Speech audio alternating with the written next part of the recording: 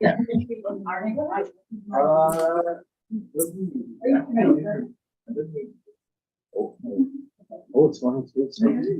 Good afternoon, ladies and gentlemen. My name is Bob Beckett, and I'd like to welcome you here today. I'd like to call this meeting to order at 13:03 hours. I'd like to acknowledge the meeting is taking place on the traditional territories of the Betchesett First Nations and the Shot First Nations, and acknowledge that committee members joining us in from other traditional territories of the Nuu-chah people. We're grateful to share this beautiful and bountiful land. I wanted to mention that the in terms of reference is a little vague with respect to the selection of the chair, but I've stepped in and I'm happy to continue to act as chair for this committee unless someone else felt strongly that they wanted to take it on. Seeing nobody jumping up and down, either here or virtually, I will continue with your thanks. And I'd like to start by introducing myself, and then we'll go clockwise. Let's go clockwise. So my name is Bob Beckett. I'm a director on the ACRD board. I represent Area A, which is Bamfield. And again, it's my pleasure to be here today. Hang on. Thank you. I'm Daniel Sion. I'm the Chief Administrative Officer for the ACRD. And if I may, Chair Beckett, I'll just flag so everyone knows that this is being streamed live via our website. So just so you're not surprised that the public can watch it on this. Good afternoon. I'm Colin Cosman. I'm with Mosaic Forest Management. I'm the land use forester. My role is focused on being a community liaison with local and regional government. I also sit on Mosaic's Access Committee and involved with lots of other files for Central Island. Thanks. Good afternoon. My name is Jolene Dick. I come from Hoopa-Chisholm First Nation, but I'm here in my role as CEO of the Alberni Valley Chamber of Commerce.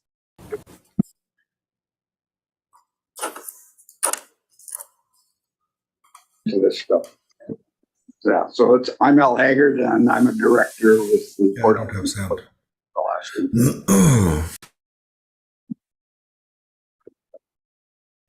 Hi, my name is Zoran Knezovic. I'm President and CEO of Port Alberni Port Authority. I am second or backup for Al. Al is our representative from Port Authority. I'm just sort of filling in and getting my information straight at the initial meeting.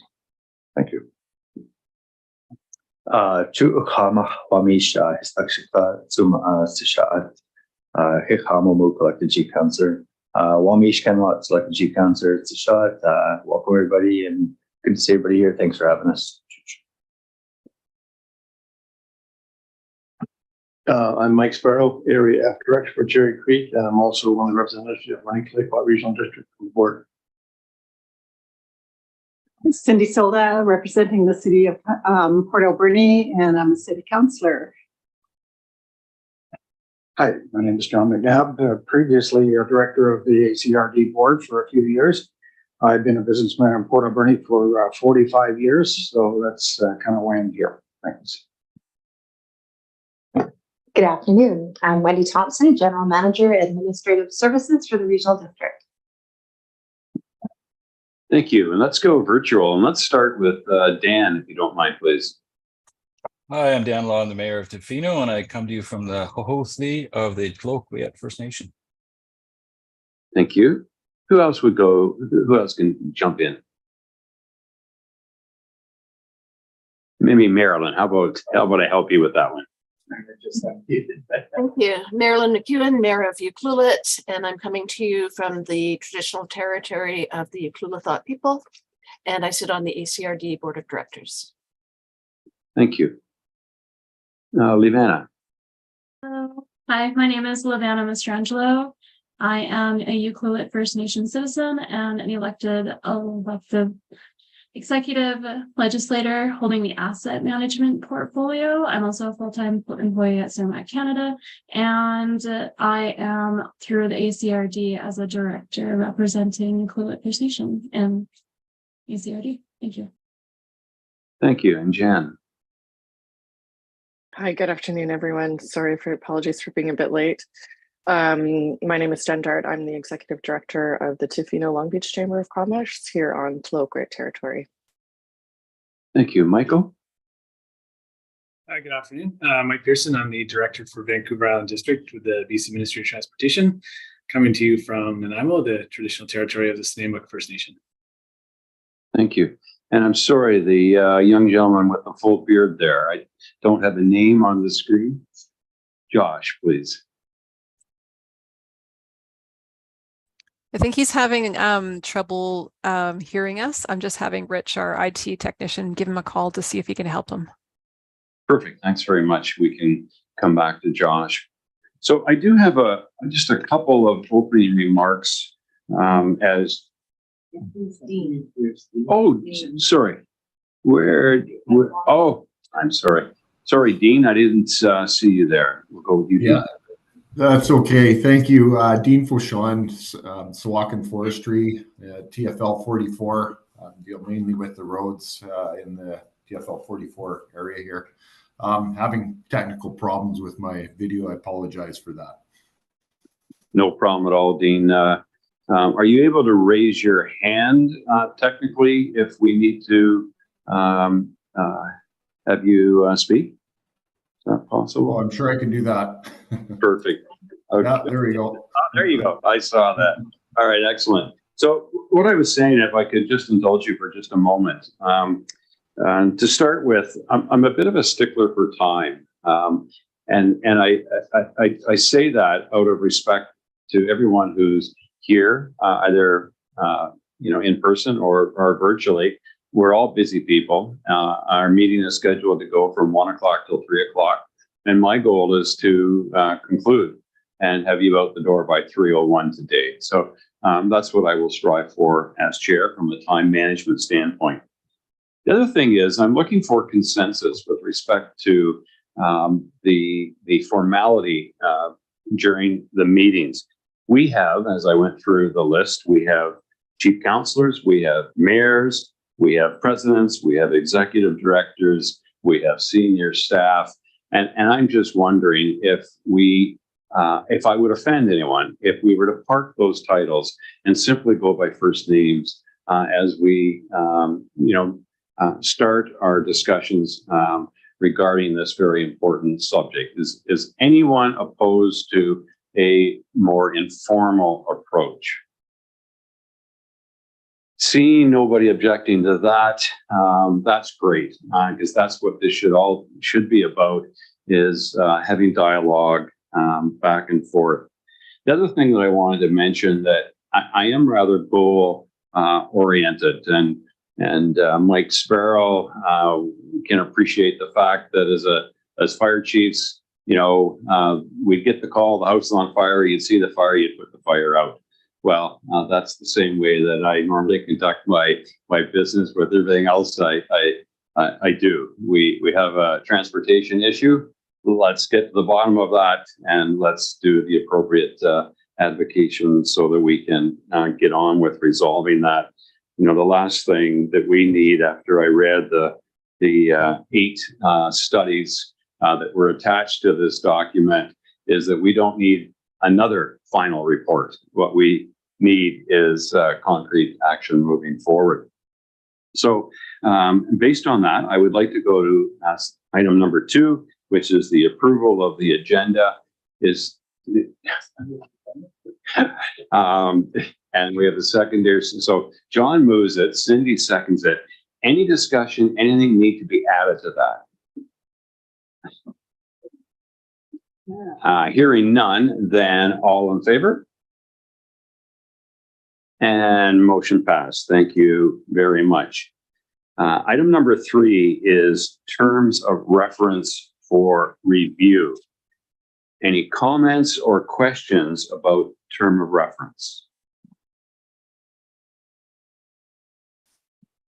The only point that I would pull out is 7.1, which is the meeting of the committee shall be held quarterly or at the call of the committee chairperson. And I don't know that we need to action that right now. What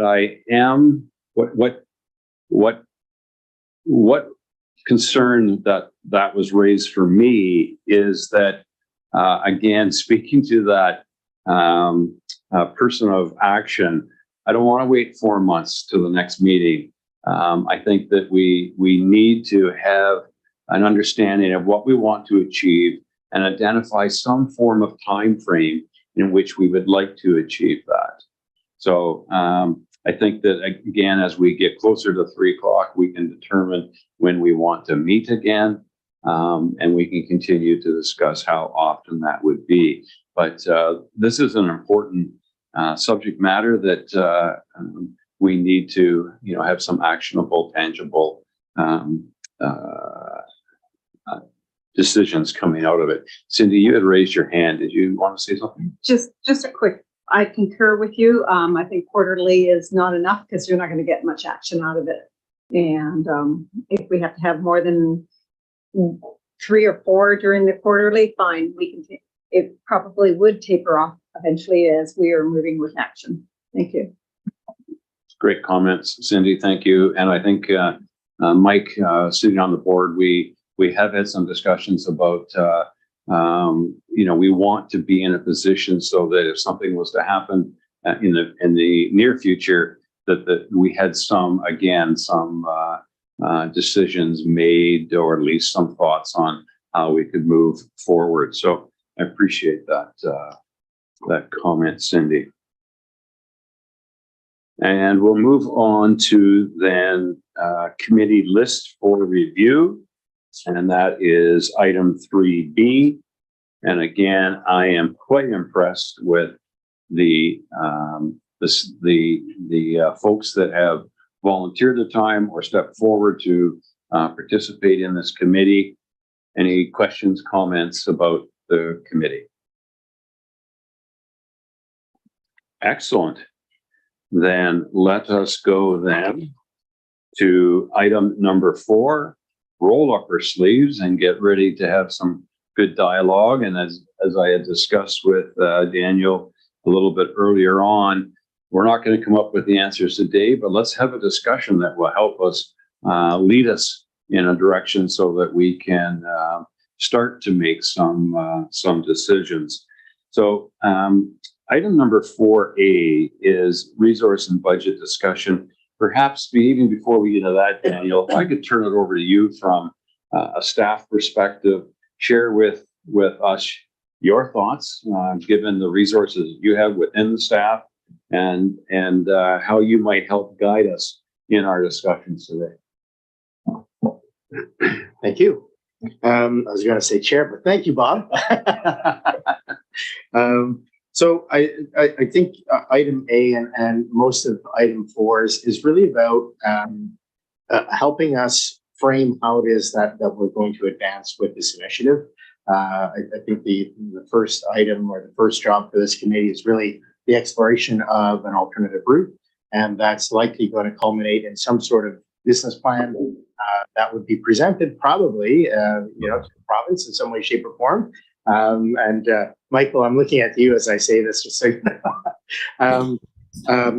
So when it comes to resources and budget discussion, as staff, we are entering budget season. We are anticipating that this group is likely to have a number of questions that are outside of the realm of our expertise to explore. And as such, what we wanted to be able to do is have a discussion, have guidance from the committee around those key resources that we think will help feed the committee's discussions, whether that be facilitated or whether that be research. We really want to get a good idea and have some discussion around what would be included in a budget. And then that way, when we advance to our 2024 budget, we can have that discussion with the board. If there are grant resources available, we can use those. And if not, we look within our operations to see how it is that we can supplement the activities of this committee so that we can achieve what we set out to achieve. So this really is one about open dialogue and input so that we can flush out a budget for you ASAP. Thank you, Daniel. Comments, questions? So I'm not getting warm and fuzzy feeling from that. I mean, we really have to realize the impact that this has had on ACRD-based business.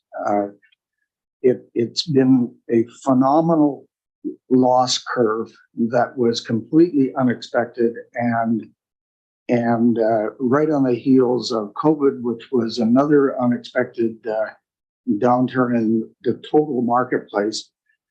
So, you know, I think we really do need to come to a short-term realization of what we're going to have for funding and how we can move forward, because everything costs money, and we really need to do it quickly because winter's coming. This situation could happen to us again with gates up and roads closed and the whole scenario. So I don't know how we look to short-term budget. I mean, it is the regional district that contingencies or some other thing that we can manage to work our way through to the end of the year and the beginning of the new budget. But I think we have to have some quantitative figure that works to moving forward. Otherwise, how do we do it? Before I turn that over to Daniel, just if I could flush out, John, and welcome. It's good to see you back here, by the way. What would the money be used for if we were to access money? What would the money be used for today that speaks to your immediate needs or concerns? So I think we're really behind the curve slightly with getting this rolling. So, you know, initial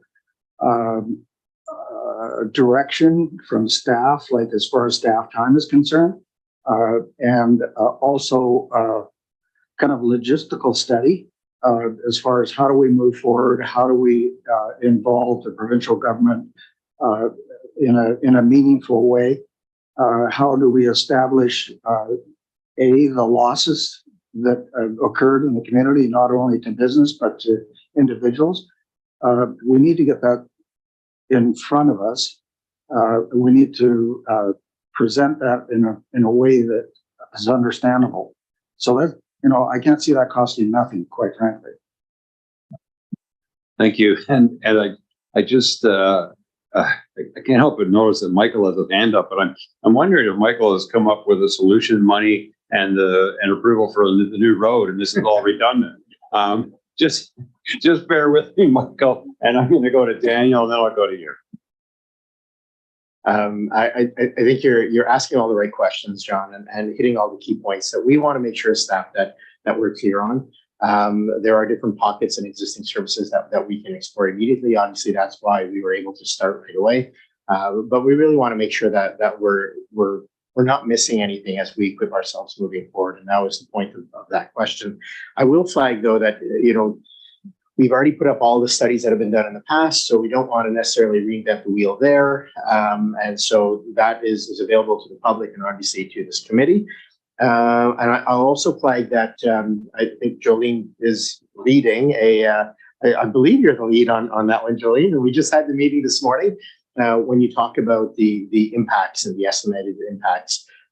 So there is a committee established working through the chambers that includes everyone, Port Alberni West, that is having exactly that discussion. And we'll be doing interviews with key businesses, interested parties, nations, and government to get a better contextual picture of the impacts.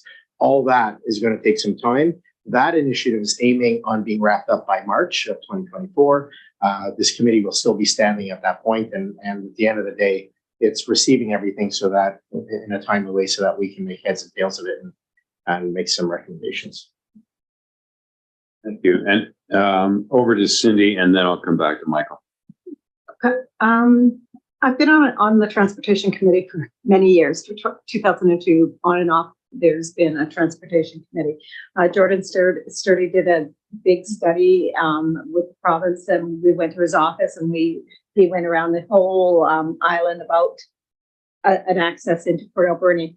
Do we have that study? And I'm sure Michael might have knowledge. He's nodding his head up there. Yes, he does. So again, I agree. Don't reinvent the wheel, but learn from what happened there. It didn't go forward with the Jordan Sturdy study. Sorry. So I know we need to move forward, but do we start with a blank page and work from there? Or do we start from there, from past, and move forward? Although the province has said, like John was talking about the logging road, the logging road's not going to be really accessible during the winter if we have issues. You know, they're not going to go out and everything. Horn Lake's off the map, according to the province. That's what I am told, because it's got a lot of issues. And so if we have to close Highway 4, Port Alberni is not going to be very happy.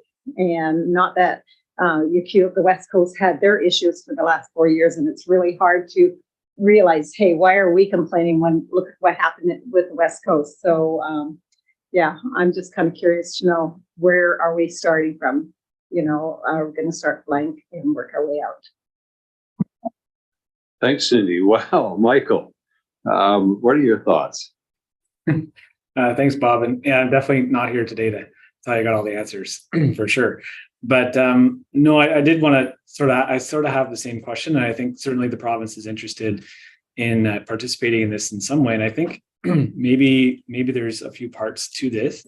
I know you're mainly interested in that second route and the business casing for that, as well as the economic impacts. But what I was thinking was certainly, like, we've done this on the Malahat and other areas of the island, where we've looked at basically emergency detour routes. And so to the comments that were just made, there's been a lot of studies about alternate routes that exist out there through the 90s and into the early 2000s. So not looking to reproduce those, but maybe that's an outcome of this committee. But I think maybe a first step that I'd be able to offer is the ministry would be prepared to look at those routes. And I think we all kind of know what those routes are, the one to Lake Houchin, the one to Cumberland, and then the Horn Lake connector. And look at those really not from a secondary route, like a secondary highway, but really a closer look at them as an emergency detour route, and what, if any, improvements could be done to make those routes more accessible, more usable in the event of an emergency. Maybe that's a first step that could be done, and that's something that the ministry would be prepared to start with this as part of this committee. Thank you, Michael. And assuming that the committee is in agreement and it goes to the board, what is your time frame, a realistic time frame for the ministry to be able to confirm that, yes, this is what you're going to pursue, and this will be the time that it'll take to complete that evaluation or study? Yeah, so I think realistic time frame would be we would be able to get a consultant on board to start looking at that early in the new year, and then I would expect that to take with due consideration for consultation and engineering assessment. We could probably have that done by the end of 2024. Thank you, Michael. Go ahead, Cindy. I'm a yesterday person. I like things done yesterday, and it's really hard for me to go with 2024. The city is really, the city of Port Alberni is really interested in the emergency route at this moment, because if there is an emergency, we don't want to wait till the end of 2024. There has to be something else in between, so that if the highway is shut down, we have got the West Coast as well as Port Alberni that need to have access out of this community and not go through the winter with flying out, because you know what happens, planes are shut down if there's a fog or something like that. And if there's and we have half of our hospital healthcare live on the other side of the hump. And as you know, they were flying personnel into our hospital so they could work. So accessibility is really important to us, and waiting till 2024, I'd like to do it right the first time rather than do patch job. But if we have to do a patch job just to mitigate the winter, through the winter, it's better than nothing, and then work at making it a real plan at the end. That's how the city of Port Alberni would take this. Thank you. Thank you, Cindy. So I'm going to come back to you, Michael. I really liked Cindy's approach that, yes, there needs to be a very thorough study and evaluation, and that could be, later on in 2024. But as John had said a little bit earlier, is that if something should happen late this winter when we get the freeze up and the rock splitting and we have some other challenges, what do we have in place that we can share with our communities so that there's confidence that something could be put in place the next day? So I'll go back to Michael for that response, and then Zoran, I'll come back to you, sir. Yeah, so I guess I'd say a few things. As we've seen, at least in the first two storms of the season, the work that we did over the summer on the where the fire occurred, we've returned the risk of debris fall to the same or better than what is before.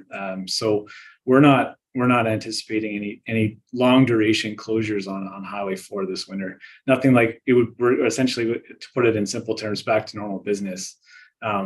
Where we would have short duration closures.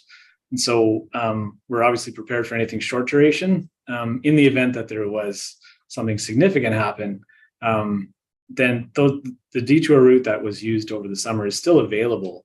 Obviously, there's time and there's resources that would have to go into setting that up as a detour in the worst of the winter weather, which would take some time, but it is a route that's available. And recognizing that would be a sort of an extreme emergency, like we saw this summer. It would take a few days to get that going, but it is a route that's available. Thank you. We're going to go to Zoran, and then I'm coming back to you, Dan. Thanks, Bob. Michael, simple question. So you clearly indicated that the province is going to look at it only as the emergency detour route. And if I heard you correctly, you are saying that the existing ones are almost good enough. If I'm not to paraphrase, but you're saying that they're good enough. So is province, first of all, the first question is province going to have to do anything to upgrade those emergency detour routes? Second question, are they all on the table? Do we have any obstacles from the provincial side? You mentioned Banfield, I mentioned the Cumberland, Horn Lake, and the Cowichan. Are they all on the table, or are there any obstacles for those not to be considered? And so those are two for you. And Bob, at this point, maybe I want to comment as well. If the province is looking, this is just emergency detour, then I think this transportation committee should be struck or considered as such. We are not looking at it as an alternate route to Port Alberni, which is just an emergency detour route looking. So essentially, the maybe advices that we may have, I'm thinking of a secondary route or secondary highway. Meanwhile, the province is saying something different. So I maybe clarifying that on our level as well too. Thank you. Thank you. My understanding, correct me if I'm wrong, Daniel, in the terms of reference is that while on the top of our minds, the alternate access is paramount. I think the intent was that this committee would be broadening its perspective and look at another highway access. So does that answer your question then? Yeah, it does from your end. So if the committee is looking at alternate highway access, so I think maybe have two deliverables at this point. One, an immediate one to determine what the community needs for the province as emergency detour route as first, and the second, ideally a second highway based on everybody's needs. That's my take on this. Yes, and Daniel, would you concur with that? Yeah, I would concur with that. Good. Thank you. I'm going to go to Dan and then I'll come back to you, John. Could you, I apologize, I asked Mike a couple of questions. Would you let him answer those, please? Absolutely. Yeah, so to answer your questions, I think the first one was assuming that the routes are good enough now. I don't want to make that assumption. I mean, they are what they are. And I think that the point of this exercise is to go through that and look at, is there any areas that need improvement or could use improvement? And yes, it is only looking at them as emergency detour route options. Recognizing there is a lot of jurisdictional and administration changes along any of these routes. They're all private roads. And so we would have to consider that in whatever options go forward. But what I simply said there was those are the physical roads that actually exist. So kind of work through those from a technical perspective. Thank you very much for that. Go ahead, Dan. Yeah, I just want to make just draw a couple comments together and maybe end with a question or a proposal. Mike, just a comment that we know that the Lake Cowichan Road has always been open, but it's been in disrepair. And you made a comment that if it was to be opened on an emergency level, it would take some time, perhaps a couple of days to get ready. Noting that, maybe perhaps this is a good time for a study, a case study to say, hey, if it takes 3 days to get open, what's the cost to the region as a whole for those 3 days of lost access? And then compare that to what it would take to keep that route up to minimal standards for travel throughout the year. Maybe those are comparable costs. So just an idea. And then adding on to that, if there are significant hurdles with private roads, that road crosses several different, tracts of land, etc., is to work on those now, as opposed to later, and say, let's just start working on everything all at once, and then, as opposed to putting things off until we get either a secondary route or an emergency route plan. That would be my question: is can we keep that up to minimal standards? Would it be cost effective compared to the cumulative regional loss? Should we close for a couple of days waiting for that to be opened? So I guess in terms of what I was thinking was really the technical side of it. You're getting into an area that's maybe beyond my level, where you're talking about too much about the costs and who is bearing those costs. Recognizing that, yes, when the province is using it as an emergency detour, we're paying the cost for those. But outside of that, they are private roads. The administration and the ownership of those roads is something that's been worked on a lot. We do have the legislation to take over an emergency detour when we need it, but so far there's been no indication that we're interested in pursuing taking ownership of any of these routes yet. So even from an emergency detour perspective, those kind of questions kind of go beyond what I can speak to. I'll ask Daniel to add to that, please.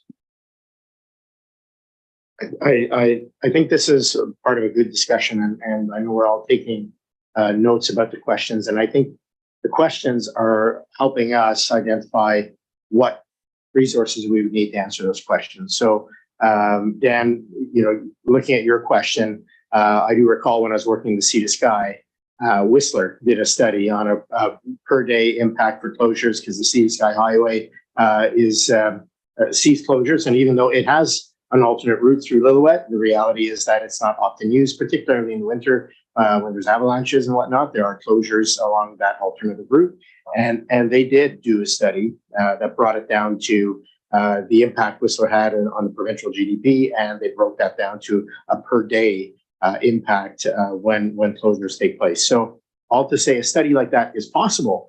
I think the question that we're going to need to also focus on is, what do we intend to achieve? And if the long-term goal is to have a permanent alternate route, then what is the business case for that? Because there are numerous areas across the province that are asking for the same. And I think strategically, this won't be successful if it's simply a lobbying effort. It'll only be successful if we're actually indicating the business case and how it is that we're growing an economy. And I think the individuals around the table are key to that economy, whether it be forestry, whether it be port activity, whether it be any of our communities, but also the treaty nations. To remember that 10 years into a treaty, they have an economic vision that is still young. And so being able to ask questions around what kind of impact a highway would have on the development of those economic visions is an important question to ask, because that is growing a new economy. The other area that I'd like to flag is our key pinch point on the island is Nanoose. The island is split between Nanoose South and Nanoose North. And when there's a closure, which also happens often at Nanoose, all supplies north to south are cut off. And so, it's to, in my view, we want to create something that solves a larger problem for the province's investment and grows an economy. And the emergency route is vitally important. We get that, but I think the alternate permanent route is really the bigger picture that we would be well served to ask questions around.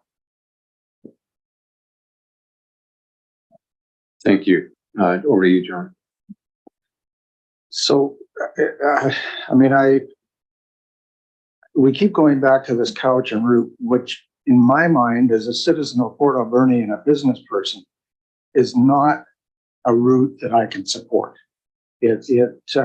Where we've got a normal 30-kilometer exit, we end up with like 130-kilometer exit. I know that Catalyst Paper, which I don't think is in the room, could not ship their paper on that route because they were using highway trucks, and the highway trucks couldn't operate on that route. So if we're looking for even an emergency route, we need to look at something that's sustainable, operable, and provides us the same level of service that we have at the moment. The other impact that we have here is the public perception, the customer perception. Putting those gates up, I don't even know how that happened, but putting those gates up in the mind of my customers is a trigger that says, I can maybe get in, but I might not get out, or maybe I just can't get in. The location of them, even them being there when the ministry says that highway is as safe as it ever was, or maybe safer. It didn't have gates before. Why has it got gates now? So, I really think that, we need to understand the whole impact. I mean, my figure in my head as a weak, dumb-minded business person is that we're looking about $200 million in economic loss for the regional district of Alberni-Clayoquot, not to mention Nanaimo Regional District. So with that kind of money, we could have taxed all the businesses in Alberni-Clayoquot one time, 1 year, and paid for the whole damn road to be built. And, so that's what we got to look at. We can't have this happen again. We can't. And that emergency route is the wrong route. If we're going to look at an emergency route simply for that, maybe we should look at the Comox one, because it's a lot better road and a lot better access, and it's shorter than that, especially if you're going to Nanaimo or Parksville or whatever. But yeah, it's a big discussion. We need the facts in front of us. We need to know what things are going to cost, and we need to certainly have the economic impact for the whole of the regional district and the Nanaimo Regional District impact as well, to understand what we're dealing with. Thanks, John. I'll go to Ken and then to Cindy. Awesome. Thank you. My first question is, what part of the agenda are we on? Because I feel like we're getting into the roundtable discussions. I thought we were talking about resource and budget discussion. That's my first question, is where are we on the agenda? But I'll have to ask that first before I start providing my feedback. Great question. And as chair, I failed miserably because I was looking at that going, holy cow, where are we with this discussion? So I think what we'll do is I'll respond by saying we haven't been following the agenda.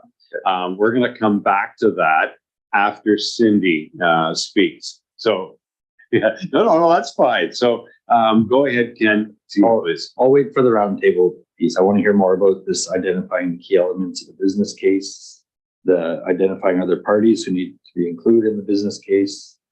Yeah, I can wait for the roundtable. I have a bunch of feedback about all of this, but let's hear what's on the agenda. And I'll wait for the roundtable too. Perfect. Thanks, Ken, for helping us bring it back. I think that, again, I let it go a little bit too long simply because I think we need to get people speaking and to understand that we've got lots to talk about. But let's try to bring it back. I see, Dan, do you have your hand up? And sorry, is that new? I do. I had a comment on the business case just because it just came up and it just occurred to me listening to myself and others comment. Go ahead. Yeah, it just really did occur to me just now, my own comments and some other comments, that there is a difference between a permanent secondary route and an emergency route. And it just really did occur to me, like, a 30-kilometer emergency route does make sense.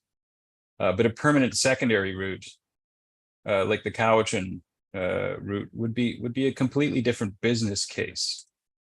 So I think while we're on the business case, that's something we should probably think about. And I think, the province is thinking emergency route, and there's people in the room thinking business case for a permanent secondary route. I mean, the largest population are south. If you could knock off, 45 minutes from Victoria to Port Alberni, the business case is going to be very much different looking at that as a permanent route as opposed to north of Nanoose, as Daniel pointed out, emergency route. So I just wanted to make that point that we're a bit of a crossroads here, and I think maybe we need to really flesh that out. As you say, what are we going for? What is our long-term goal as a committee? Thanks, Dan. And I must admit, the terminology has been a little bit confusing when we talk about emergency routes versus alternate permanent routes. And I'm thinking, in my mind, for simplification, we're talking about a need for an emergency route, and we're talking about another permanent route or the establishment of a permanent route, as opposed to an alternate permanent route, which has been confusing me. So thank you for that. With respect to the business case, Jolene, if I could ask you, when you look at the economic impact, are you looking at all communities, including Banfield? That's number one question. Well, it's not the number one question. It's the first. It's just because I'm from Banfield, it's not number one. Yeah. Thank you. Banfield is invited and welcome to the table, although we don't have a key contact. So any help or support with the Banfield Chamber of Commerce, we'd love to bring them in. We don't have any data on that. So the Alberni Valley, Tofino, and Clulet Chamber of Commerce, in partnership with their destination marketing organizations and management organizations, conducted the survey, and we all launched those individually. And there was a huge response on the West Coast, but for Port Alberni, we only had 55 responses.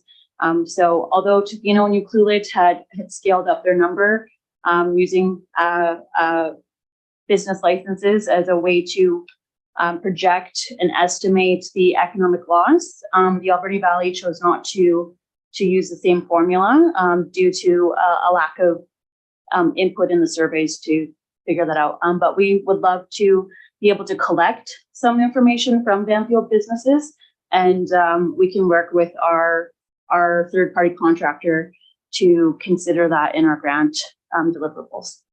That's great. And again, I didn't raise it because I represent the community. I raise it because in the media during the incident, it often referred to Tofino and Ucluelet, but there was no reference to Banfield yet. I know the community, including the HFN, had some financial losses there. The other part two of that question, as opposed to number two, part two of that question is, are you doing social impact as well and not just economic impact? And I don't know that social is as tangible as economic when it comes to impact on folks trying to get to BC Cancer Clinic in Victoria or Nanaimo, or missing out on other. It reminds me a little bit of the challenges that we had with COVID and the impact it had on the emotional, spiritual, and other aspects of just existing. So, is there anything to do with social impact?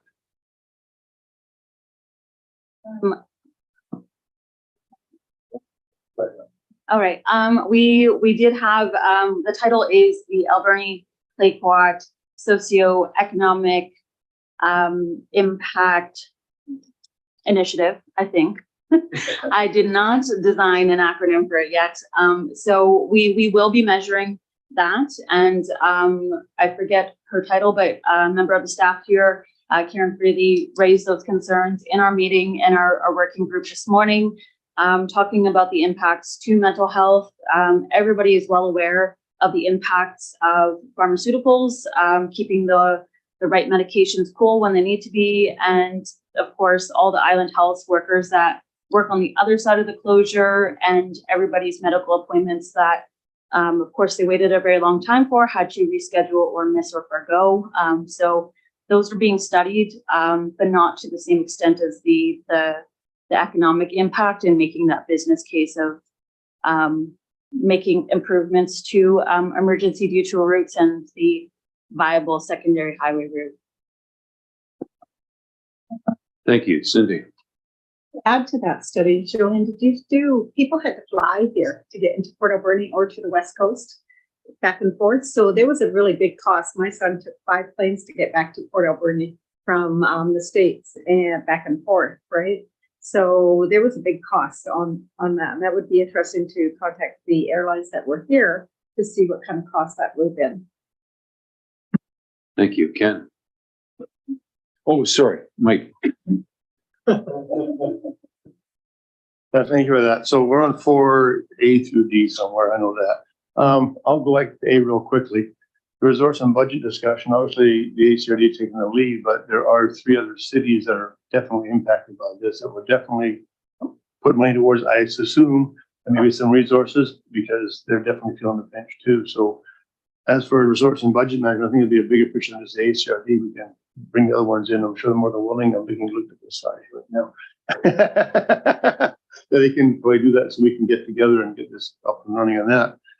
As far as the key elements for a business case, we have people in the room, but are we going to get people like from the trucking industry to know what the elevations are and what they were impacted, because they did a lot more driving on roads that were subjective to not conducive to their vehicles, and they did a lot more damage, so they can tell you exactly what kind of feedback they get from them, the damage it caused their vehicles and the downtime that was all caused on. And they can give us a better route what they feel for a business case too, because they're the ones that actually do more wear and tear on their vehicles and the roads, so we should get them involved. I do know from the business case perspective that we have looked at Nanaimo what happened on their side, because of people that were trying to come to town to expand business opportunities have taken a step back because they said they can't. The road's not good enough for them now, and people in town are reluctant to get industries from Nanaimo come in to cater to them because they may be down for a while. And that caused a cost impact too. So that's part of the business case we have to look at, is also what impact the Nanaimo side caused on this side too. So if that's part of the case, I don't know. Thank you. Great discussions. I'll come right back to you, Ken, in just a second. Great comments, because as I'm thinking about, the stakeholders, the truckers, the the healthcare professionals that are transporting people or not transporting people. We really should be trying to identify all of those elements that come into that business case scenario. And I'm going to come back to Michael in just a second with respect to that, but I'll go to Ken first, please. Right, now that we're off the budgeting and resources, I'll make my comments now. So actually the question is, well, I have questions and comments. First, my question is for Mike. So when I pull up the link that we've created for this committee with all of the background info, I ask myself, what is it? What type of business case are we doing, and how is it different than all of the other studies that we've done over the past longer than I've been alive? Seems like it. So that's my first question. Is what does the province need? Like what type of study do we actually need to move this forward? Two is, what is the scope? Coming back to the scope, are we talking about emergency route or secondary route? In our terms of reference, it does say secondary route. There's no reference of emergency. And in my opinion, on behalf of CSHA, we're pushing for both. I'm meeting with Minister Fleming. Might as well tell you now, Mike, meeting with Minister Fleming this week. We're pushing for both. There's temporary things that need to be done and dealt with now in case there's an emergency. Yeah, there's a long-term secondary. I don't think you can talk about just one of them. I think you need to address both of them. And I think that maybe should be reflected in the terms of reference or recommendation of the ACRD to include the emergency and secondary. When I think about a business case, I ask myself the same thing we ask our community when we talk about businesses.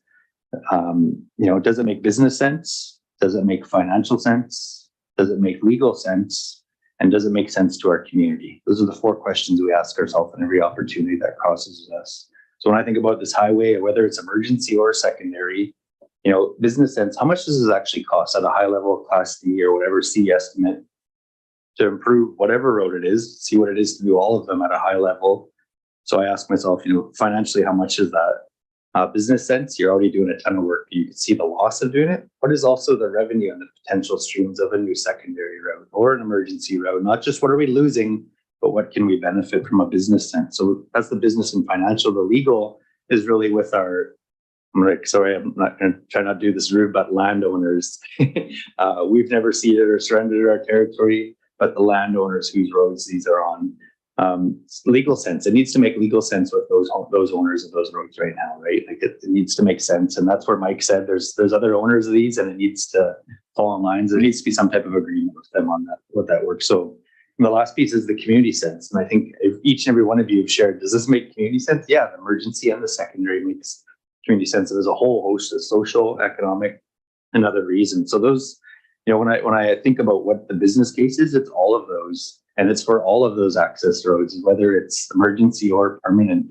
But that's why you do the study. You determine, holy crap, Horn Lake is 2.2 billion to figure, who knows, whatever the amounts may be.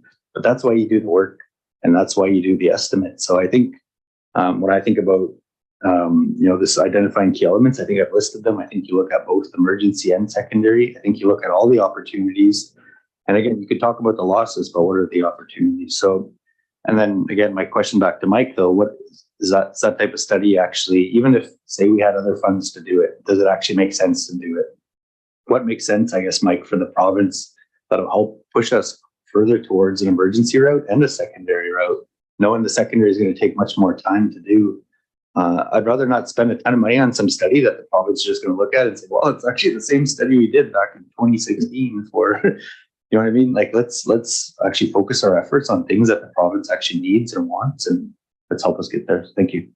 Before we go to Michael, Ken, great points, great comments. Thank you very much. Before we go to Michael, so that I don't get down these rabbit holes that get me off track here, let's go back to your comment about the terms of reference and your thoughts where you would like to see it very clear that this working group is going to focus on an emergency route and a permanent route. I don't want to put words in your mouth, but that's basically what you said. So do we need a motion then, Daniel, yeah. So Ken, with the help of Wendy, are you prepared to make a motion that the term of reference clearly identifies that this working group's focus is to work on both with the same amount of vigor the creation of an emergency route and the creation of a permanent route. And I'm not trying to put words in your mouth, but happy to do that. It actually covered under 3.1, the second sentence. The scope of work would include prioritizing transportation options, including a secondary and emergency route in and out of the Alberni Valley. So to make sure we have the right mandate to do what it is we're talking about here. Thank you. So happy to do that. okay, and it's seconded by John. All in favor? And that is carried. Thank you for that. And Michael, it's funny that Ken had mentioned those comments, because I was thinking myself, as whether it's the emergency route or whether it's the permanent route, what is it that you want from this committee that will ensure our success in whatever approach we take with Ministry of Transportation and Infrastructure? Because I guess I'm wondering, can we count on you to provide that guidance for us so that we have that checkbox, moving forward? So follow up to what Ken has said and what I had just said, what is it that we need to do? Yeah, and I couldn't agree more with Ken's comments and the other comments, that there is multiple parts to this, and I think it's very wise to look at the short term as the emergency detour option for a few reasons. One, it's quicker. It's something that we can get through with a bit of study. We can figure out truly which is the best detour route. And then from there, you can actually always build on that to everything up to a secondary route. And to the comment made about the previous business cases, yeah, I'm not suggesting my work would be a business case. It would be a technical review of those routes, simply from an engineering perspective. Say this one is better than this one, a comparative analysis of those three of the options. The business cases that have been done, you could take any of those and refresh them. I think that's almost a piece of work unto itself. The Horn Lake Connector was most recently done in 2016, and the other routes I think were most recently done in 2005. So you could literally take those off the shelf and update the numbers and add to them. So I think the first step is really the emergency piece, which I'm prepared to look at, as I say, from a technical perspective, to say not the business impacts or any of that, but from an engineering perspective, which one truly is the best option. And then you can start to look at the second phase after that would really be looking at, okay, now how do we invest in that route, working with the owners of that road and that infrastructure and that land, and getting to agreements on that kind of thing. All of this could eventually build to that request for that secondary highway. It all builds upon itself. So what I'm suggesting is that first step is really just an engineering analysis of the routes. I think I answered all the questions. Michael, I can appreciate your expertise in the area of technical. Does the ministry have individuals that could help us, advise us on the business side of creating that need? I could certainly take that one. I'd have to take that one away. I'd have to ask if we can do that. Okay, thank you. Yeah. There's a slight pause here. I just want to go back to 4A, because I am now wanting to start to check off some things so that we can, accomplish what we need to accomplish before 3 o'clock.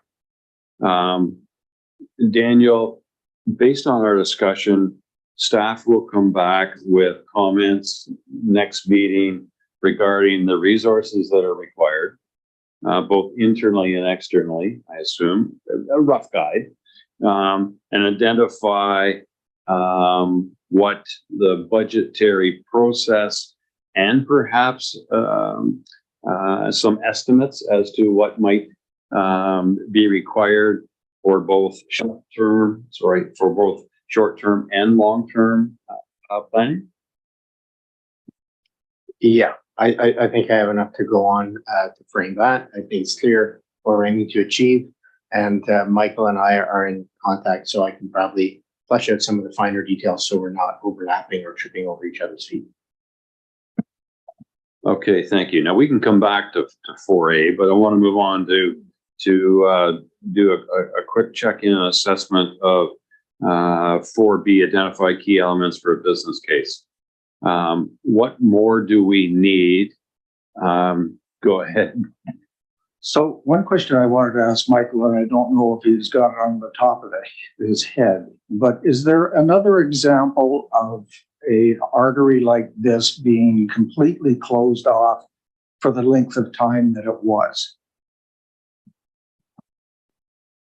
Off the top of my head, I can only think of the atmospheric river event in 2021 and the effects on the Lower Mainland, where we had Highway 3 and 5 and 99 and 1 all closed for a period of time. That's obviously the most extreme example. Yeah, someone comes to mind. Thank you, Michael. Sorry. Go ahead, Denise, and then I'm going to go to Dan. Thank you. This is Denise from Tourism Ucluelet. I guess my question to Mike is just with regards to those types of events.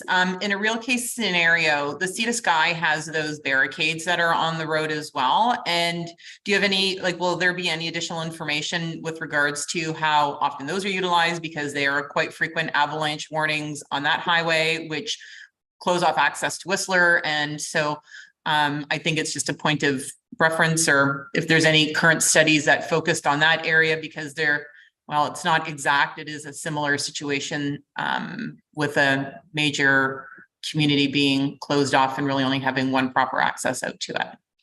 Thank you. I don't know if I'm going too far off the agenda here with these questions, but I'm happy to answer them. So the avalanche gates, the gates that we've installed, they are used across the province, usually in avalanche areas. And the reason for them is really just, as I've tried to explain, for ease of closure when we need it. And it also allows us to not have to have flaggers out on the road, so it's safer for the workers. It also makes the closure points predictable, so we'll always know where those closure points are going to be.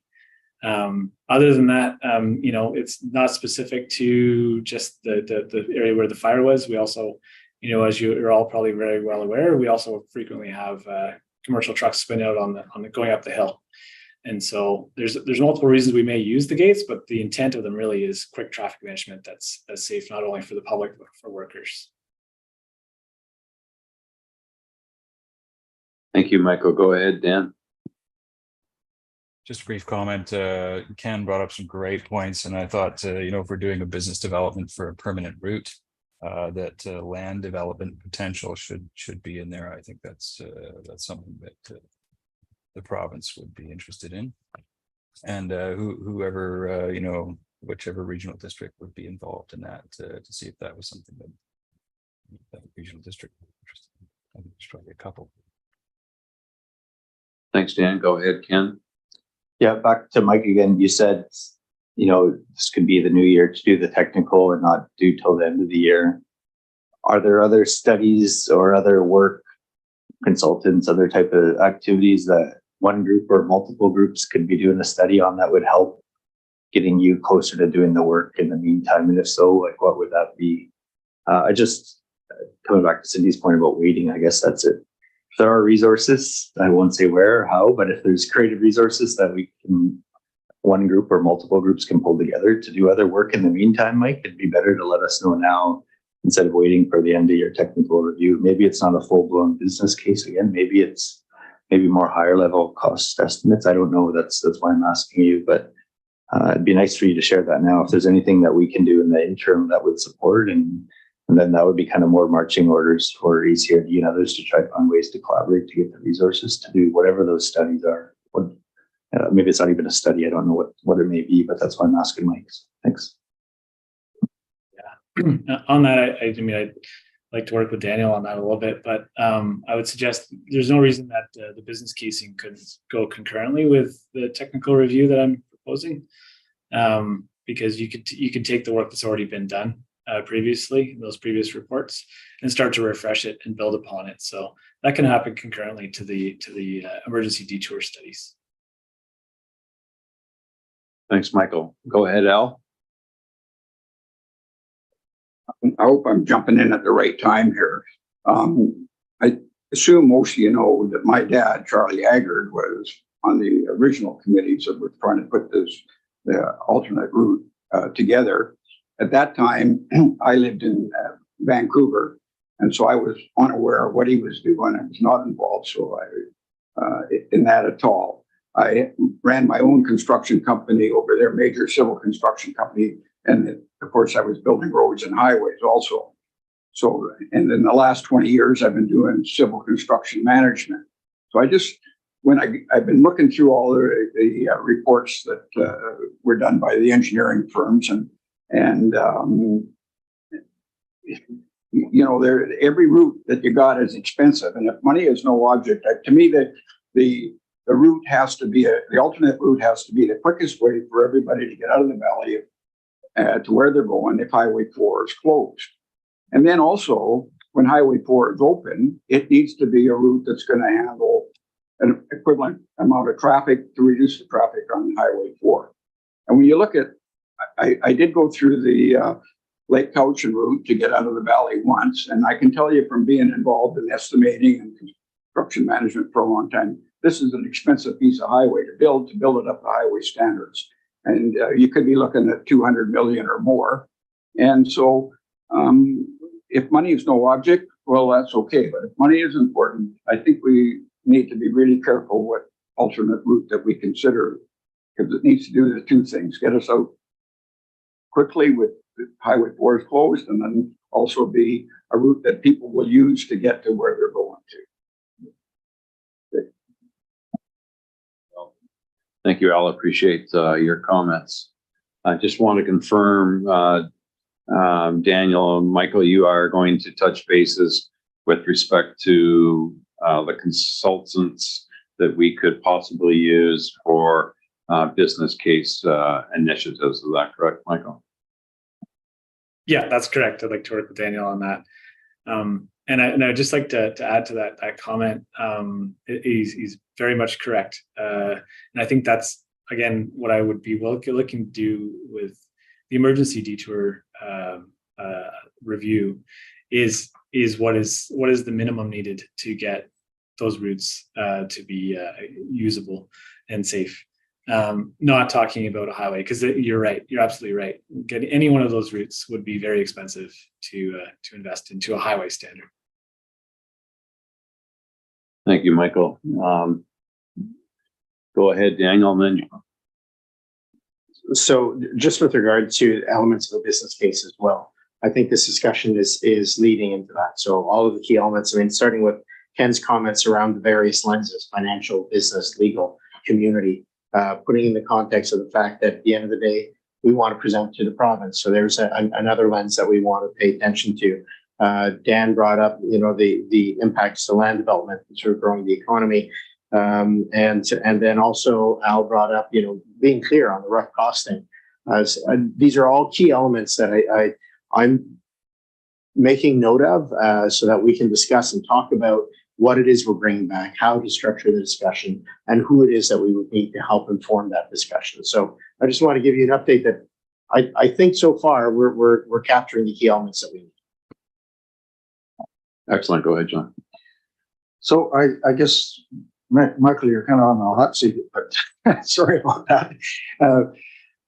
My question is to Michael, through the chair, the current standard of the Cameron Lake portion, does that meet highway standards? I mean, it doesn't appear in my weak thinking to be currently at highway standard, but I'm just wondering if there's a plan to actually get it back to the road width that is.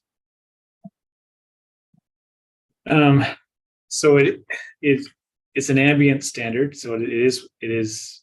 We have 3.6 meter wide lanes, which are standard travel width lanes. We also generally have a 1 to 1.5 meter shoulder, which is what you'd typically expect on most of Highway 4. Are all the curves to standard? No. Is everything to standard? No. but it is far and above any other route that's out there. And so is there a plan to get it back to something better? Well, we've looked at an Angel Rock project in the past to take off the nose of Angel Rock. It's an extremely expensive project. It would require a lot of closures and detours and all kinds of the same stuff we saw this summer for a huge price tag with very little benefit. And so certainly we're going to look at how we can do minor widening to get a wider shoulder again. But at this point, to bring it to a straighter alignment, like to do that Angel Rock project, it's tens of millions of dollars. And at the end of the day, you'll still have a 2-lane highway with a shoulder. So question whether it's worth that investment. Cindy? Oh, thank you for that comment, Michael. I know back in the day, someone told me that Angel Rock has a lot of fractures inside, so it would be a real to take it down, and that's what I'm told. So I'm just kind of curious to know, I know during the closures, single lane, a lot of wide trucking companies when I'm saying wide trucking companies, I meant wide loads, overweight, could not access it. I know one company who had to rent us in Parksville and have his staff drive back and forth because they couldn't bring their loads in. And since then they've closed since we've opened. But I'm just wondering, how is that going to work in the future? And also, I'm going to talk emergency for a second. If we open up the road that we use, the logging road, will there be somebody there? Because always during the snowpack and everything. And the reason is people went off the road without the snow. But somebody was always there. But I'm hearing from the province that this is not going to happen. There might be drive-throughs, but not somebody all the time on that road too, because of accidents. I'm a little worried and concerned about that for the people. So yeah, so I guess the highway now is open to all standard width loads, and if there's over width loads, we've through our permit center asked that those go overnight so they can cross over center line with a pilot car and have less traffic to deal with. Quickly on the emergency side, yeah, I've said before, and I kind of stick to that, is I don't look forward to having to use the detour route in the wintertime, just as we've been talking about. It would take a long time to set it up. There'd be a lot of issues and safety things to work with. So would there be someone there? We would probably arrange that like we did with the convoys throughout the summer, but I'm really hoping we don't get to that spot. Thank you. I'd like to move ahead to item 4C. And again, we can always come back to AB, but let's go on to C so we can have some discussion on that. We've had a little bit of discussion about, medical, truckers. Let's just open it up. Who are we missing with respect to those other interested parties? Well, one thing that I kind of don't see here in our people that we're contacting is businesses that work over the internet. I know the case for our small business, typically 50% of our business prior to this was done over the internet. In the period between when the road first closed and when it became 2-lane traffic, we didn't have one out-of-town customer, like one customer directed from the internet from out of town. And, like now we're back to some semblance of 25% versus 50%. So there's got to be more companies that operate online sale in our regional district, and it would be interesting to tap those and see what that impact actually was. So just for clarification, John, are you suggesting that they have representation on the board or as part of the business case evaluation? The business case evaluation. Okay. And the same would apply then to VHA as an example. What was the impact to their hospital, their staffing, the other community healthcare centers, fuel distribution, the impact to the gasoline stations, et cetera, et cetera. I live a block from the hospital. The helicopter was a 3 times a day event. Wow. So, you know, the impact of that on Island Health had to be significant. Mike. Also looking at the business case, like you said, there's cars, there's no new cars brought in for that time period the road was down.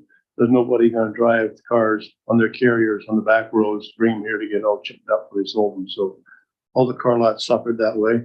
I know as a business in Parksville, most of the employees live here. He had to fly his employees back and forth, even though he's losing money, they lose more by not doing it. So it's a business loss there, right? There's a lot of small businesses lost a lot of money that we don't really reflect in our business cases because we don't really see it. So I know people that had to go to work and live in Nanaimo for 3 or 4 days at a time, keep their jobs to lose money so they wouldn't lose their job in the long run. So I don't know how you're going to capture those people into your business case, but they had to incur a loss to save a job. And then there's a social impact of the family life too. Somehow we got to capture too. So there's a lot more to it than 18-day shutdown.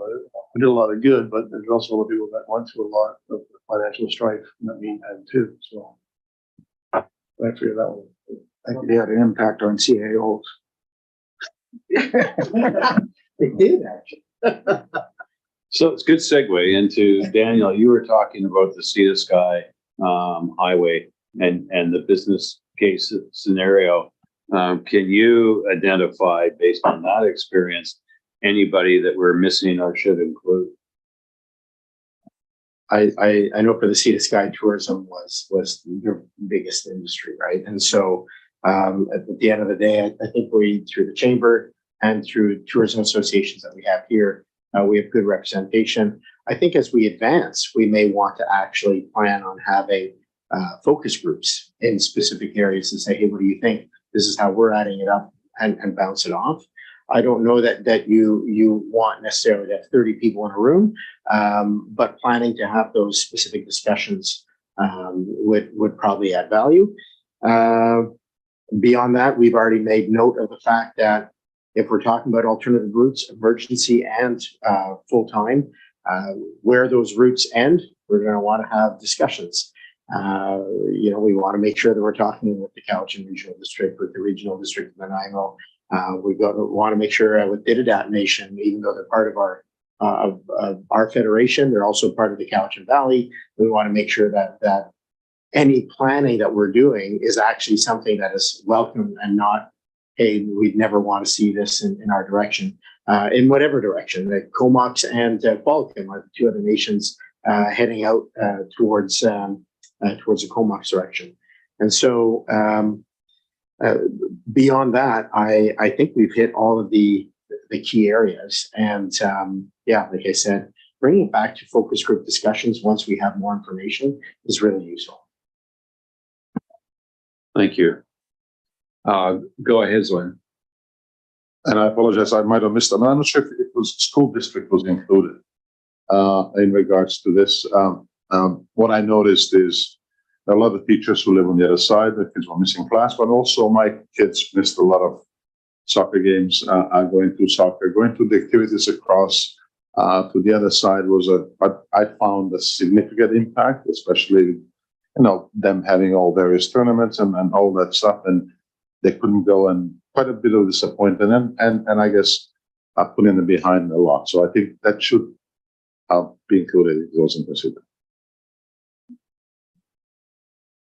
Thank you. Good points, Ken, please. Yeah, I think we're on the identify other interested parties, including the business case. So it's not necessarily in the TOR for representatives, but providing input. I think the health one is a huge one. And I think First Nations Health Authority, an example of the road closure were impacted significantly nurses and others that had to go into different communities. Just like you said, the nurses that had to fly in every day.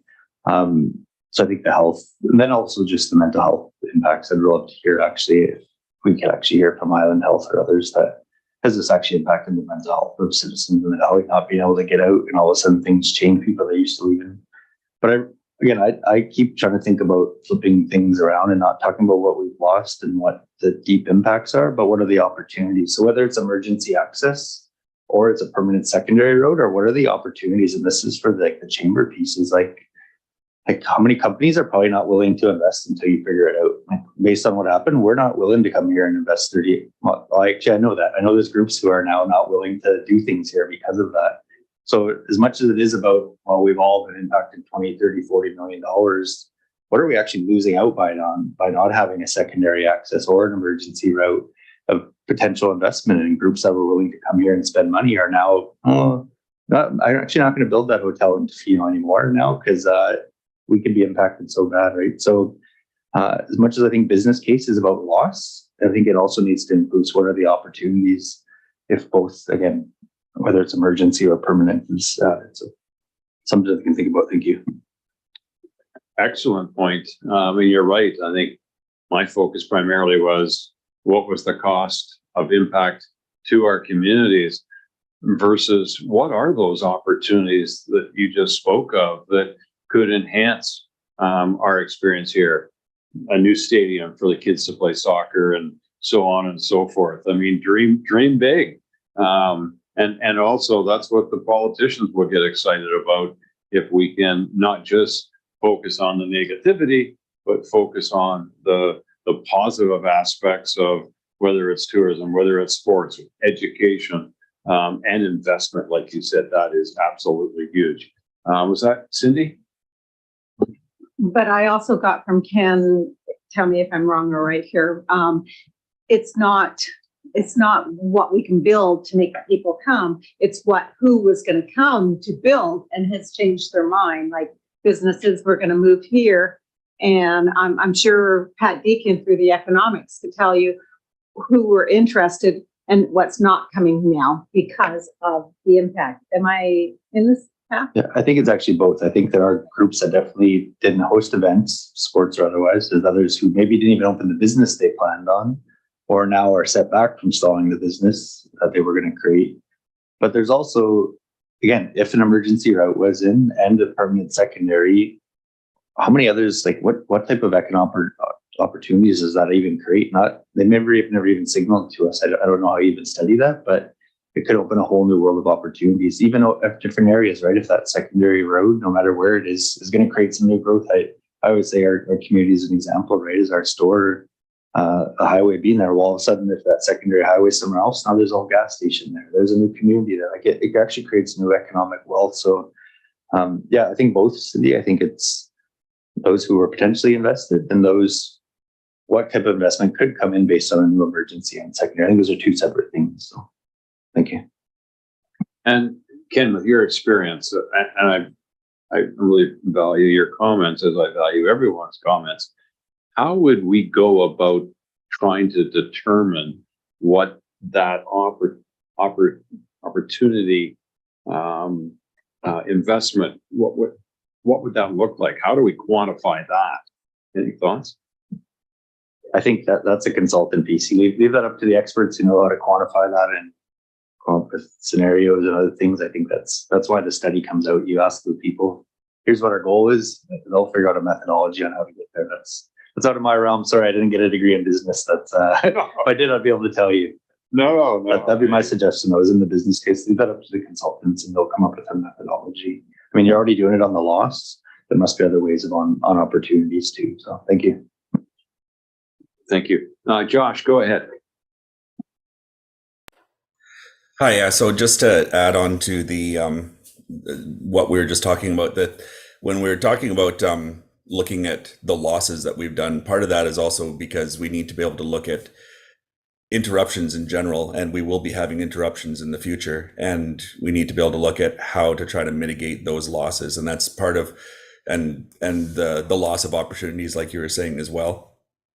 So a lot of the reason why we're not just looking at the losses that we've had, we're looking at those losses and being to be able to say, look at how much money we've lost from this, and we need to be able to stop this from happening in the future. So I think that's one of the main reasons why we look at those losses, is not just to try to look at economic recovery from that, but mitigation for the future. So you have to look at how much it's going to cost to be maintaining some of these roads properly or doing whatever we need to do, and what the potential losses would be for future closures. You start adding those up, and it pretty easily starts taking care of the expense of paying for that road. Obviously, we still need to find the money to pay for it in the meantime, but it's a chicken and egg situation, I guess. But Thank you. And, you know, getting back to Al's comment earlier about if money is no object, I'd be interested to hear from Michael. What is your thoughts about if money is no object? Because I'm a taxpayer, and I'm just wondering if that's something that we should have a rough idea of what the appetite would be, at the elected table cabinet.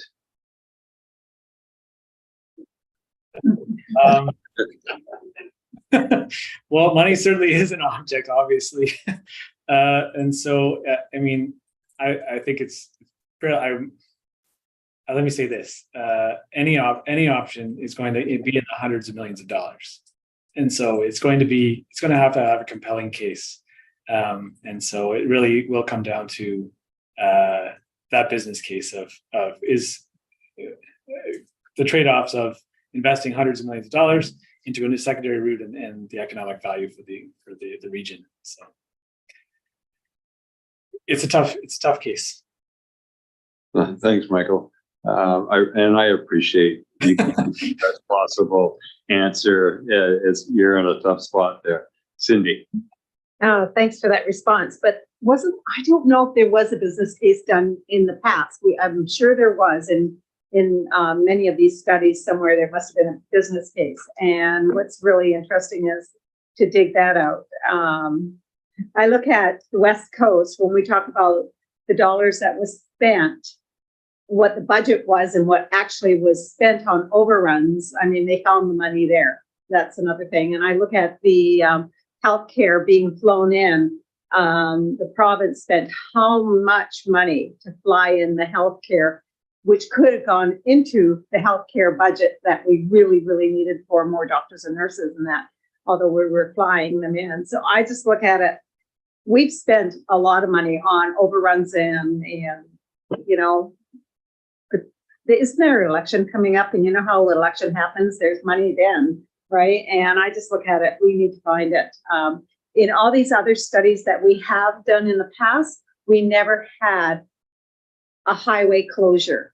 And it takes a highway closure for us to look at everything, revisit everything. It's just like Cathedral Grove. I really hate to say it. To take a look at the Cathedral Grove, we need another death. And, like all these things that have to happen before we get something. And that's how I look at it. It's a shame that we have to go through that route.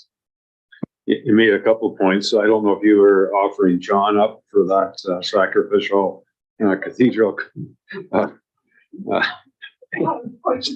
Yes, you were. Sorry. But on a serious note, you made the comment about the election coming up next year. Is it in the fall of 2024? So it's something to consider with respect to timing relating to any of the work that we initiate, or whether it's the lobbying with the government. Now, I think Cabinet makes decisions early spring, so we may not be able to leverage that, but it's something to keep in mind. That's the reality of large projects. Timing is everything. So, again, it's the dialogue around the table that allows us to tweak all these things. Let's go to item 4D, if you don't mind. And that's the previous studies and resources available. And I'm a bit of an outsider to this community. I have a place in Banfield, and I come to Port now because as a board member, and I've come to enjoy this area. And I must admit, when I started to take a look at all of these reports, folks like Cindy and John, who've been around the political table for some length of time, it must be frustrating to be back here and go, well, it was all said and done before. And as I alluded to earlier, each report is called the final report. Well, it wasn't the final report. But comments, questions about the studies and resources. Go ahead, Al, please. I reviewed engineering reports that have been done by the two engineering firms, the two prime ones. And I'd just like to tell everybody on the committee, you have to take these things, their estimates, with a grain of salt, because one was written for a client who wanted the project to proceed. So their estimates was all on the positive side. The final one was written for a client that didn't want the project to proceed. So it used all negative assumptions. And this is why there was such a spread in the estimates. And this is what standardly happens out there in our field, is that most major projects run over budget because the engineering firms want the job to proceed, so they are positive in everything they do. So if we get an engineering firms to look at budgets again, we have to be careful. Thank you. Ken, please, and then I'll go to Mike. Yeah, I think it's repeating my question to Mike earlier is, I look at all these studies, which ones need to be updated and which ones can be shelved, which one, like there's a lot of cost estimate ones here, even just from the change from 2017 to now is probably astronomical in terms of cost. So it's really back, not to put you on the spot all the time, Mike, but rather not invest a bunch of time and effort looking at which one of these need to be updated and instead focusing on ones that the ministry would actually help, and something that we're not duplicating efforts. Again, hypothetically, say there were funds to review something that's outside, instead of waiting for the next year for you, which one out of these, or what type of work can be done in the meantime? Yeah, I'd want to go through them again a little bit closer, because I agree. Cost estimates these days, with inflation, they're all going to go up, and they're only good for a short while. So I'm happy to take that one away. Thanks, Michael. Go ahead, John. So with regards to your comment of how many times we have to come back to the table to get this done, I don't think that should really be a focus at all. When I was on the regional district board, I wanted a park for Reed Creek. I never got one. That doesn't mean I've never stopped trying. And someday that'll happen. But we've got a situation now that we've never had before. We've got an example that we can table that says this is what will happen if we don't get it. And we didn't have that before. So, I mean, I realized that in the engineering background of the Highway 4, there's all kinds of route studies. There's a route study that cuts off Cathedral Road that was done in, I believe, in 2003 or somewhere in that neighborhood, a complete engineering profile for going around the backside of Angel Rock and Cathedral Road.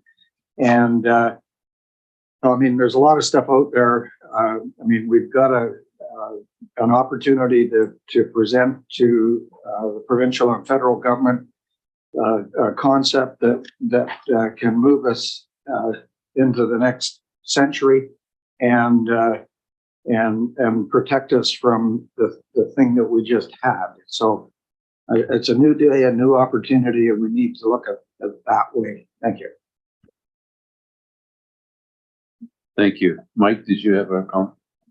One little comment, the terms of reference for this one are different from the other one we had before. The terms of reference for the original study was to look from a route from here to the Inland Island Highway. So they're limited in their access points. This one is a term of reference to look for a secondary permanent route that runs on a business case. So we have more chance of looking at down island and up island. Not saying it's going to be a better route or cheaper route, just to have more opportunity to look at routes. It'd be nice to see which business case would be best of all the routes that go through Horn Lake and Lacey Lake area. Which one would be the best route to pick on one of the 3 or 4 options that are available? So I don't know how to do that. Thanks, Mike. There are some folks that we haven't heard a lot from, and I just want to stop and check in, Marilyn, Savannah, anybody else that, has some thoughts? You've been quiet. Is there anything that you wanted to add to these discussions, and including 4A and B and C? Go ahead, Lavina. Thanks. Yeah, definitely. Hearing everyone and kind of wanting to put everything into a good place and compartmentalize, because there's a lot going on with this. One of my main focuses was stepping into this meeting and making sure that the understanding is there's an emergency alternate route and there is a long-term, there's just a discussion needed to how to approach and how to collectively develop a long-term solution. What does that look like? I have a lot to say on those things, but I don't want to veer totally in the wrong direction, because maybe there's more than one alternate route that's temporary, and identifying the scope for all of these is going to be really important. So I'm a person to put things on paper and kind of visualize and make sense of it that way. So everything that I picked up is just kind of reflecting on, how do we really make that scope defined and start working on those pieces. And, one thing goes first in the next, getting a good timeline on how to deliver all of these. The next one that keeps coming back to my mind is the at least 4 meetings annually, so quarterly. I think that we could probably set maybe a short-term timeline on how we want to achieve and go over the scope and kind of identify the other areas that we're talking about bringing, I think we could probably agree on a little bit of a timeline and next possible meetings, are we going to agree to meet in 4 months, or are we going to kind of balance ourselves a little bit better on that part? Perfect, Lavina. Thank you for those comments, because it does speak, and perhaps, this would be item number 5 is there's, I don't believe in meeting for the sake of meeting unless there's, something tangible. So but let's just move to item number 5 for just a moment and talk about what do we need to achieve what do we need to accomplish before we have our next meeting? Whether that's in a week, 2 weeks, 3 weeks, a month, what would that look like? So I'm going to start with Daniel, if he doesn't mind just sharing a staff's perspective, because they're going to do a whole lot of work to help us move forward. So Daniel, what are your thoughts? And then we'll come back to the committee. There's a lot of information to digest in here, and I think part of the follow-up is coming back to the committee, and staff can frame what it is that we're aiming to accomplish. There's a duality. There's the emergency route, and there's the long-term permanent. Talking about how it is that those 2 approaches can roll out at the same time. Evidently, staff would need time to connect with Michael and ensure that we're not duplicating any work that is done. As I was going through this, we'd want to make sure that there's a summary of everything that was done, so the committee is clear on what's already been done, what's been explored, what should stay on the table, and what should move off. I think is a really good question that was asked, and I think it's one that we should bring back to the committee. And I think it is like what from my perspective, staff should be assembling is that summary, and also the structure of an RFP, proposal back to this committee saying, this is how we think we would advance going to get the help we need. And then also bring back a tentative timeline for the committee to look at and say, these would be the advantages. Sorry, I was going to switch to French there. Right? It must be late in the day.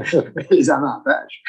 These are the advantages to fast tracking certain elements over others. Bearing in mind the political landscape that we're in, but also bearing in mind the community landscape we're in. How far should we go without the community, so to speak? Is there's some pretty big, broad concepts that I think we want to circle back and make sure that the community understands and is supportive of if we're advancing anything to a provincial level. So there's a lot in there to unpack. And I think from a staff perspective, we'd be looking to just structure that, bring it back to this committee, make sure we're on the right track, and then keep on moving forward. Thanks, Daniel. And the one thing that I would find helpful, especially when we're talking to our communities, is a synopsis of those reports that were done so many years ago. When did they start? What did they say? What was the outcome? Just so that we're able to talk off the same song sheet with respect to past studies and work being done. So let's start with Dan out there, please. Yeah, thanks. I just want to point out that, there's great wide-ranging conversation. But I just want to point out that, there's most of the road is either north or south is in either north, the Comox Valley Regional District, or south, the Cowichan Valley Regional District. And they're not here. And so I just want to, if we're going to talk about, business cases and going forward and getting beyond just an emergency route out, then I think that somehow between now and the next meeting, there's got to be some kind of outreach to Cowichan Valley and Regional Valley, or Comox Regional District, Comox Valley Regional District, anyway, to see what they, bring them in. They might not even know this conversation is really happening. And they may have a lot to say about what they want for their communities and what they envision for those roads and routes in their district. Good point, Dan. They may also have needs for alternate routes, and you don't want to duplicate or create something that's not going to be acceptable to them. Thank you. Jen, go ahead, please.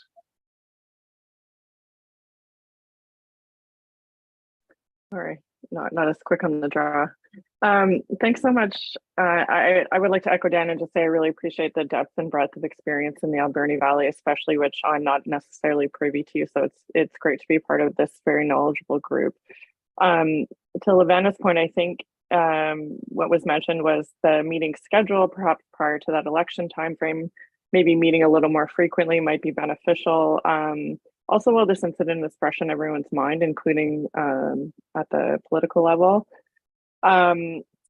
Thanks, Mike, for your comments. I would love to know from your looking at those routes, is there possibly a route that might be better suited to the emergency side? And is there a route, I'm really interested to see if there's one that, are they one and the same, or are they two different routes? One might be the better emergency route, one might be the better one to look towards for long-term planning.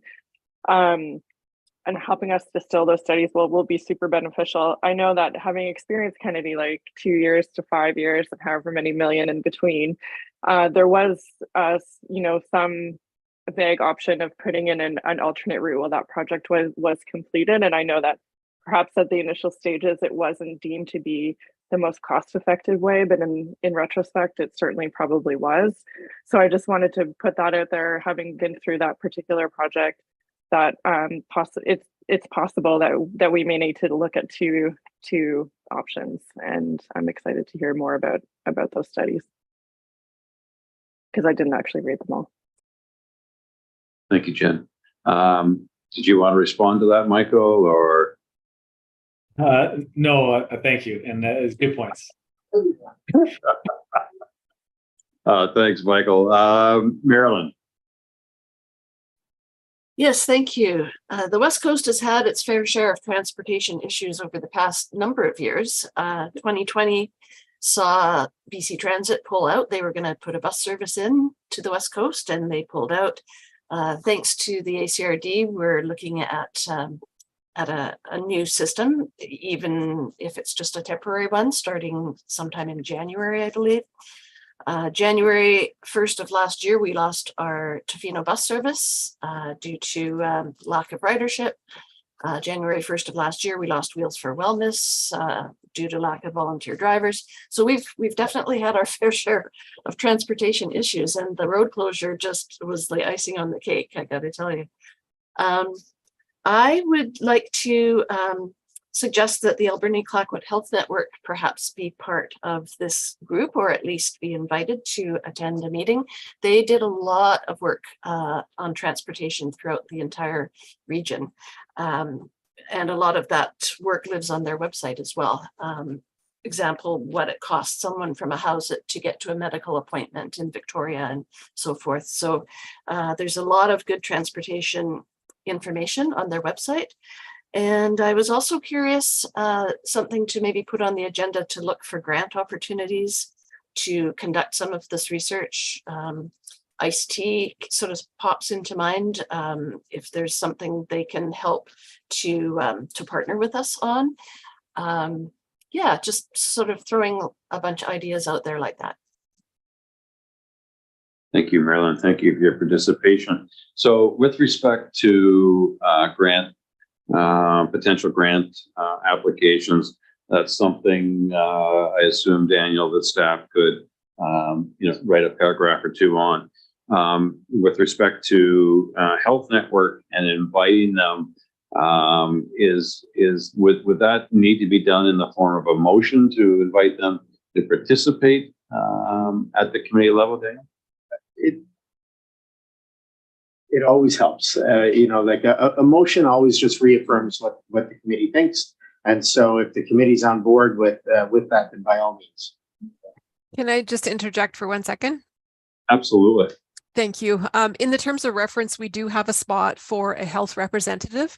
We hadn't determined who that was. So if we'd like to invite the Health Network, we can do that without a motion. I can just do that.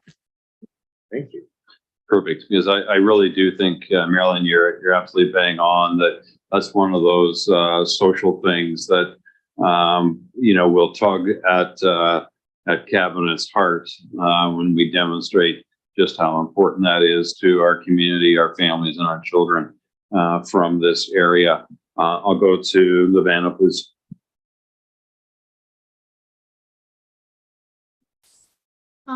Touching on a couple other items that I keep hearing over in this meeting and then in other areas is the due diligence of what has been done and who else is currently working on items or areas that have future planned developments. Other things that kind of remind me of common patterns that I've seen in other working groups when we're trying to achieve a overall collective project that involves multiple different areas, multiple different levels of governance possible, lots of different stakeholders, and those possible corporations and businesses that have long-term projects that do depend on transportation. I'm not a lawyer by any means, and this would be the legal area, but these types of projects and that overall consulting and governance just reminds me of a memorandum of understanding and how multiple groups can come together, work together in maybe different working groups and achieve a project at this scale. Yeah, so it's just kind of crossing my mind that things can go bigger, and I don't know if that's too much to put forward of an idea. But I just thought I'd throw it out there, so thanks. Thank you. For me, it speaks to the challenge that we have to corral everyone. And again, I'm going to be really candid with Michael. I'm looking, and I would hope that the committee would agree that moving forward, we're looking for Modi to be a partner in helping us come to some form of conclusion as to how we move forward, as opposed to them and us. I'm looking for all of our partners, similar to what Chief Robert Dennis and the Hawaiian Nation did in coming together to build the Banfield Road. That was an example of folks looking for that opportunity and looking for that collaboration. And at the end of the day, we may agree to disagree, but I would hope that we would work and walk shoulder to shoulder as we move forward given the complexity of what Lavana just said. I'll go to Denise, please.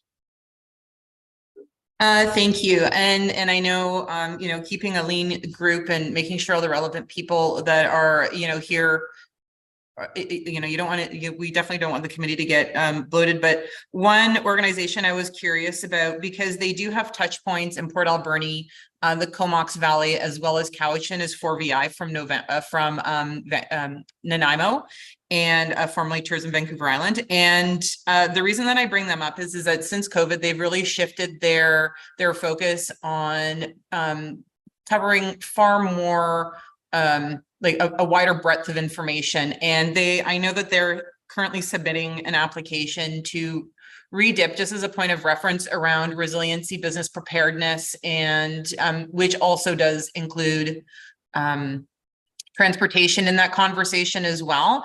And so because they oversee the tourism component for Cowichan as well as for Comox, I don't know if having that tourism lens, because they do also work with the Comox Valley Economic Development Group, if that would also be an added perspective. Again, I know you only want key representatives at the meeting, but I'm just curious to know if that perspective, because they do include that psychosocial component of it, as well as and obviously transportation is a large component, and they currently work in those other fields, if that might be an option as an additional member to the group. Thank you for that. I think Ken's got a comment. Yeah, I thank everybody. I have to get going here, but when I look at the rest of the agenda, we went through all the priority setting. The roundtable discussion was identify other transportation issues in the region. I do get a little nervous about how many people at the table, and when we continue to let it grow, I get a little worried about that in any group. Like if you look at it already, we already have. It's actually probably the biggest working group. One of the biggest I'm on right now. But I needed to bring this up because it's important to Sishat, and I know Pitchson, and we're working collaboratively with the ACRD, but it says identify other transportation issues in the region. I want to say we do have, we'll say, somewhat of an ad hoc kind of working group on the railway itself in the Highland Corridor. I want to say there's a reason why it belongs with nations. There's title and rights implications, and there's a reason why there's not other people at the table. These are territorial matters that need to be addressed with nations first and foremost. But when I look at the scope of the work under a TOR, it talks about prioritizing transportation options, it talks about just transportation in general, and the question again is other transportation issues. For me, I'm always looking at what is the best case scenario for our community members and our visitors. And I've shared this before with the ACRD, and I've shared it with Brandy. I really want to know, for us internally, to really do some high level thoughts on different transportation options besides these emergency and secondary routes we talk about, which includes the Highland Corridor. Again, I don't want to say this is the place to discuss it because it belongs between the nations and the province, I think. But I just needed to be open and honest with the team here. Those are discussions we need to have as a nation, jointly with the ACRD and the province. But it's a transportation issue, and that's why I bring it up. And I sit there and I hear everybody's thoughts about lobbying and advocacy. Somebody that's going to do that this week, just like the UBCM with ministers and the premier this week. We're in difficult times, I think, provincially and federally in terms of finances. I think you need to be realistic. I also know from a budgetary perspective, we've missed the mark on larger amounts already, not having something tabled for next fiscal. But for me, I look at what is the best case scenario to actually make something happen. So, our intent and our hope is to actually do a bit of a financial analysis on all these options, including the railway. But hypothetically, what would it take to get up and running? Because that comes into emergency, that comes into transportation for goods and services. And that's something I've shared with our nations jointly. But again, I don't want to table it here. I think we need to flush out the railway. That's not a requirement, but I just needed to put it out to the team. That's another option that we, amongst our nations, need to have discussions and support. But I'm thankful for everybody having us here. It's a shot, and it's cool to see things changing. And the fact that all of us are sitting around a table, it shows that times are changing, and it's nice to be a part of that change. So I thank you guys for including the shot. So, what a pleasure to have you at the table, not only representing your nation, but given your background and experience. And I think as John and I, when he sat across from me as a board member, we didn't always agree. But when we left, we went for a coffee or a tea and enjoyed each other's company. And what I'm trying to say is that I would encourage everyone to have their opinion and express their thoughts openly. Because when we leave this room as a team, as you just said. So thank you for that. And I know you're running off, and I'm very cognizant of the fact that it's almost 1,500 hours. And I said we'd be done by 1,500 hours. So if I may, I'm simply going to ask, does anyone have anything that's absolutely burning that they have to say that we need to add to this discussion before we wrap up? Go ahead, Cindy. I always like to do this.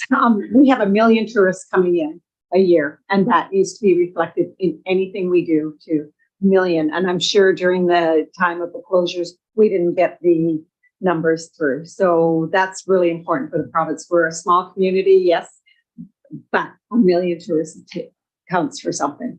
Thank you. Go ahead, John. As Ken has vocalized, we certainly are in a different era, a different thought process now than we were 15 years ago, as far as the inclusion of First Nation in the discussion and making sure that whatever plans we're making are their plans as well as our plans. And I'm hoping that we can broaden the scope of First Nation participation. And it's important, not only from the point of view of inclusion, but it's important for the provincial and federal decision-making, that they are included, that they are heard, and that it's their plan and our plan together. I'm glad you added the federal. Obviously, I've talked about having Michael working side by side, but we do need the feds as well. If there's nothing else, I'm going to go to late business. Is there any late business? No, sorry. Not that I'm aware of, Mr. Chair. Heather, were there any questions or comments from the public? I'm just checking. No responses received via email and no questions in Zoom. Thank you very much.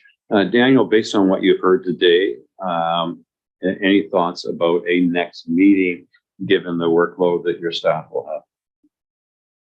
I would propose early January, unless people are itching for a December meeting. But I think as we get closer to the end of the year, it's harder and harder to wrap things up.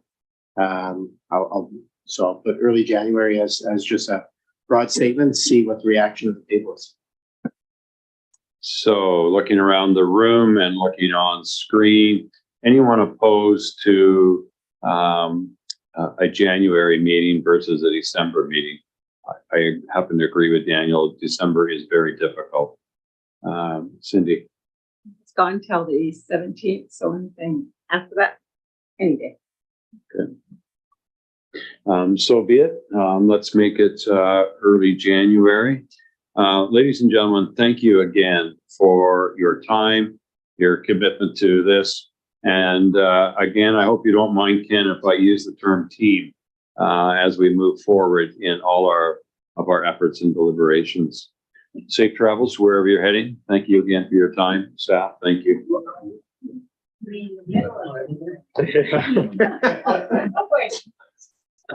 What did I say? Really?